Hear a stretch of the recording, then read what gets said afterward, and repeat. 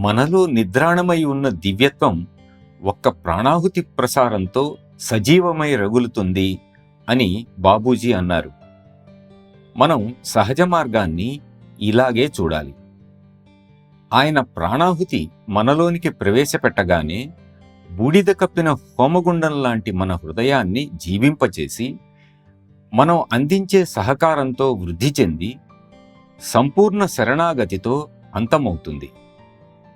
మన గురుపరంపర మనకు ఇచ్చేది దీవెనలు, బహుమతులు కావు. వారి ప్రాణాన్నే మనకు ఇస్తున్నారని మనం గ్రహించాలి. కనుక మనం ఆధ్యాత్మికతను సాధన చేయడం లేదు, మనమే ఆధ్యాత్మికం అన్నంతగా మనం మారాలి.